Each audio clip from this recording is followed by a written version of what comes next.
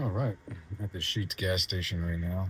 Just taking a quick 30-minute break with my driving partner. We just finished dropping off a load at a construction site. Pretty cool. Pretty cool. Um, a lot of action over there. A lot of things going on. But let's see. Today's gear check.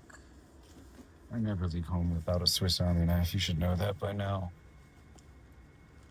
Seems juvenile, but it's really not. This thing has saved my life so many times, and saved my day. Um, Flammer X with this little custom bead, that exotic wood Lignum. Yeah, I really just don't leave without it. And then other than that, I kind of brought my. I do use it often.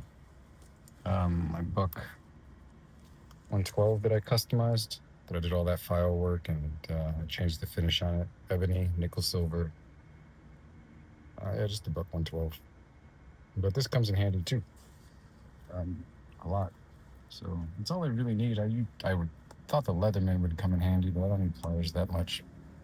I really want the Leatherman to work, but Leatherman is just like, unless I'm in, like, basically, if you're out in the field and you need to service your weapon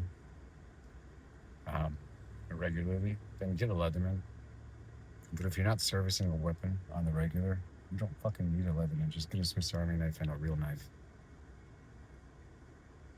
Like, my Leatherman is staying in my bag because it's useful for those situations that I need them. But it's not nearly all the time, and it's not nearly some of the time. It's just occasionally. So, too much metal, too much weight to be carrying around, lugging around for nothing. The excuse for the Buck 112 is the Buck 112. It's worth the weight. Really, it's just it's a rugged, solid knife. And it's a little heavy, sure, but it just gives you a little more confidence when you're doing whatever kind of cutting you're doing. It's not going to just like push back when you're cutting through cardboard. You understand that? Like, take like one of them Benchmade bug outs.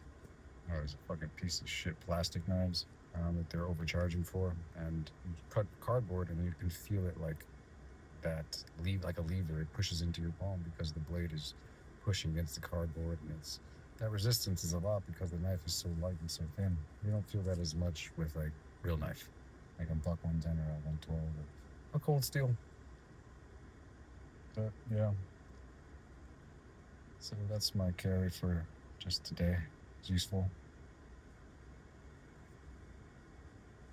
Bible study this Saturday at 40 Acre. I'll be hosting it with my wife, and I'd love it for you all more of you to join along. I've got a few calls and texts ready. There's 2 people coming. Well, I say 2 at this point. It's 2 families coming, so that's just amazing. It's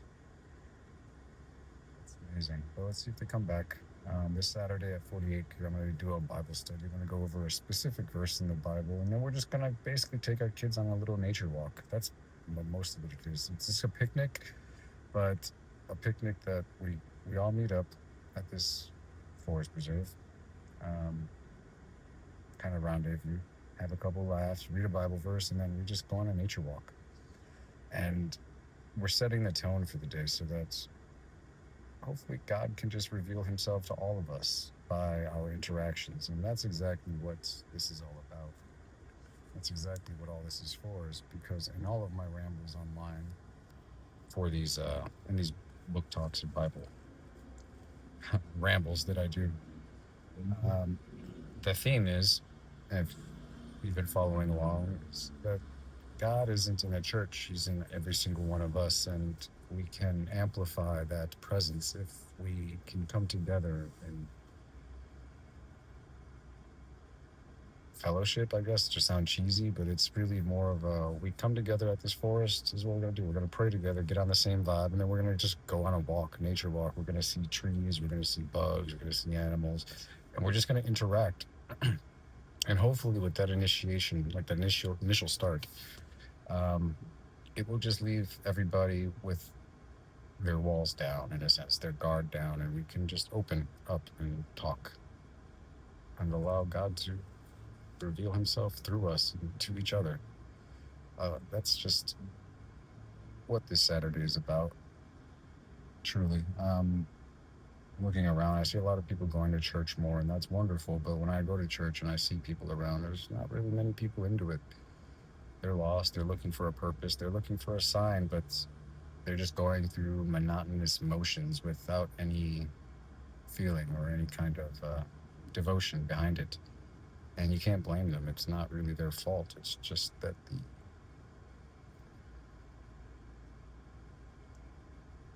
fellowship and then the spirit is only, it's not their fault. It's a hard thing to say. I don't want to scare anybody away. I don't want to sound judgy either. But the people who come to church who look lost aren't really lost. They're just not guided right. They're still looking for their shepherd, not a church. They're looking to be in touch with the spirit in the community, and that's what's lost.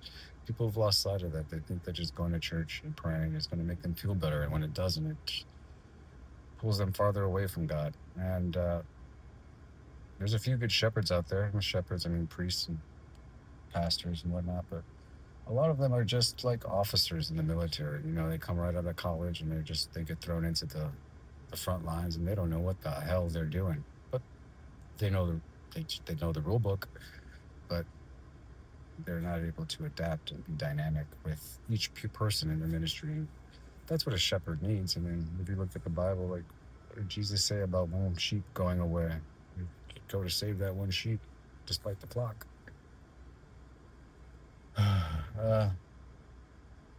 That's what we need, and it's not the preacher's fault either. It's honestly, it's our culture's fault, because the sense of community has been lost, and that's what's missing.